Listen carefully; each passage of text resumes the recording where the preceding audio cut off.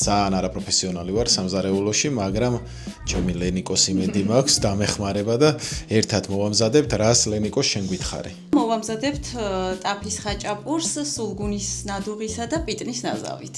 ეგრულ გურული სამზარეულო სინთეზი იქნება. ძელთ ჩვეულებრივ კლასიკურ ცომს, თბილი წყლით და ცოტა ზეთით. დამავალე ხა რა, მე რა გავაკეთო მითხარი? შენ პირველ რიგში გახეხე ნიკა სულგუნი. ამით ხო? კი. რომელი პირით? აი ცოტა, აი ამით. ლენიკო, შენ გვერდიც გაქვს ხო, როგორც ვიცი? კი, გემოების დღიური. გემოების დღიური. ჩემს გამომწერებს უზიარებ ტრადიციულ მარტივ გემრიელ კერძებს. თანამედროვე შტრიხებიც არის, კი. ათანამედროვე ტრადიციულ კერძებს. მარტივი რო იყოს, ძალიანაც არ ვართულებთ. ვაგრძელებ ხა მას. შენი სამზარეულოსთან ურთიერთობა როგორია, ნიკა? ძალიან ცუდი. რა ვშვებით?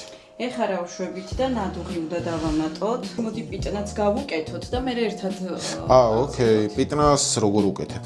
პიტნა დავჭრათ ეხლა. ძალიან წვრილად დავჭრათ ხელის თუ არ მივაყოლე.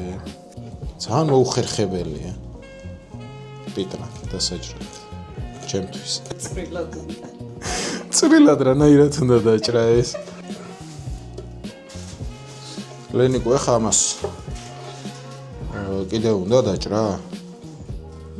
იცი, უფრო დიდი პიტნები შეხვდება, ვინც შეჭრა. ხო, შვედიერია. ლენიკო მიახარა ჩემგან არაფერი არ გამოვიდა, ძალიან კაია, ნიკ. ჩაყარე. სანამ ცომი ამოვიდო და ლენიკომ იქამდე აქაურობა გაამზადა.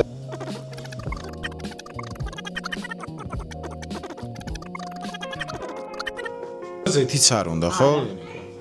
ცხიმის გარეშე თავზეც არ ვაფარებთ. აი, ეხლა გავჭრით და ვნახავთ. ნახე, იწელება კიდეც. აქ ეხლა ნადუღიც გვაქვს. შესაბამისად, წელვადობა ისე ძლიერი არ არის, როგორც მხოლოდ ყველის და სულგუნის შემთხვევაში. გადავშალოთ. აბა.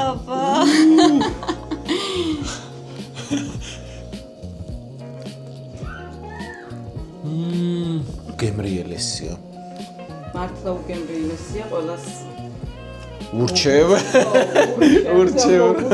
რამდენად გამოუვა ასეთი არ ვიცით, მაგრამ ურჩევ ყველას რომ გააკეთონ ტაფის ხაჭაპური. მე ხა რომ გადავშალო ისეთი თამაშია.